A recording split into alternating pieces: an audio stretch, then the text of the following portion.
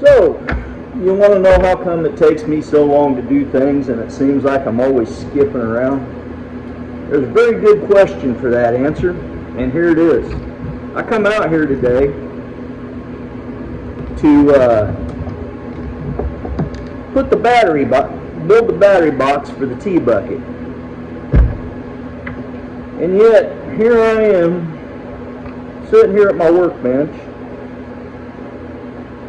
Probably have glasses work better if they were over my eyes instead of my forehead. Repairing a broken wiring harness for the coil pack on the Nova. You want to know how did that happen? I don't know. I come in here, I kind of looked, and I seen this on my bench, and it's been on my bench for probably a better part of last summer, needing to be done. And for whatever reason, today's the day.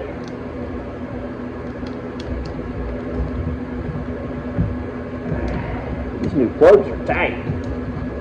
I'm thinking, probably, before we ever fire this car up, I'm going to put new coil packs on it anyway. I definitely got to change one because the coil plug-in area is broke, and the wire to that was broke. I think it got hit by a chain when the engine was being pulled out of the truck it came out of. Well, I think we're going to put new coils on this anyway, but at least I'm going to have it assembled and ready to go.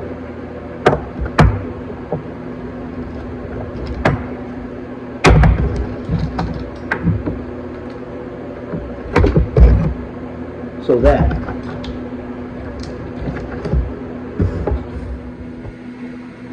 I guess what this eventually leads us to is I'm going to go ahead and get all this put back together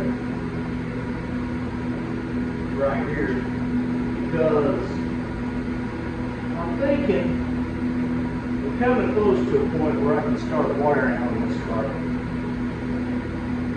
Although before I'm done, I'm still going to try and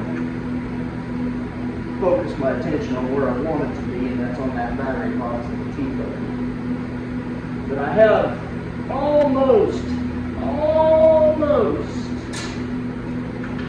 the rust fixed on this. Here, I'll show you real quick. I was working on the A-pillar on the driver's side because it had, sorry about the hand, it had a big hole in it. I got all that fixed, but I was noticing as I was working on it, that it's kind of delaminating right in here. I'm going to go ahead and cut this out and repair that. And then kind of noticed on the other side, you can kind of see where it's getting kind of whoopty going up through there, and you can see some delamination in there. So I think I'm going to take a better look at a couple of those things, and then I think all the rest will be fixed on this car. So now those are in, although discovery, my plug wires are touching my headers. They sell a set of plug boots that turn 45 degrees for headers. Obviously, I'm going to need them. But at this point right now, the engine's in, the exhaust is hooked up, transmission's hooked up, drive shaft's in. I need to plug in the anti-knock sensors and get a gasket for that intake. And we'll be ready to start wiring and maybe working on getting this thing fired up. So maybe we can look forward. Oh, I got to get a radiator too. I never bought that yet. And a fuel pump and maybe a fuel tank. Always something. All right, let's move on. There's another reason it takes me forever to do these kind of things. I have tried to come up with every reason in the world not to stick a battery up under the underside of this car. I didn't want to do it. I wanted it somewhere more convenient. So after months of staring at it and looking at different batteries and high performance batteries and these little race car batteries and whatever the hell else there is, I finally decided we're going to stick this battery up underneath this car. It's going to change the way I mount the seat because I want to be able to pull the seat up to get to the battery. But this is what we got to do in order to make this thing. It's the only place where there's room in this car for it, plain and simple. So let's see if we can get something done about that. And there it is, a battery sitting up underneath the T-bucket. It's done fairly simply, but it is what it is. I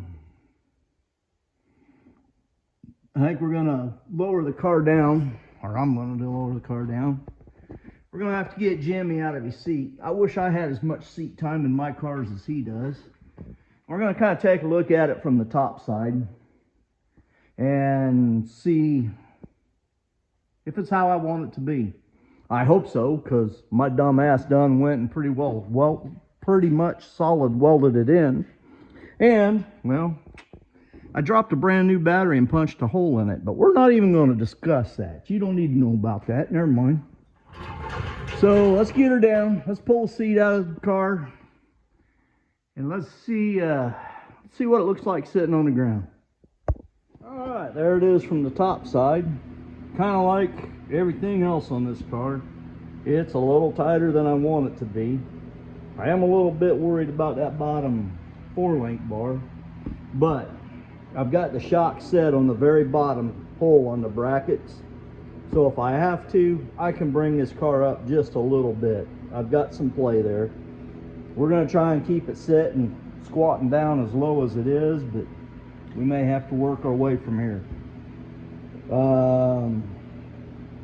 Not sure what's next. I kind of got the radiator that I need to mount, and I need to kind of brace up this body and make some floorboards and make it so it mounts to the car. But at this point, we're getting close. We're getting closer. I hope y'all have a good day. Have a happy Sunday. I'll catch y'all later.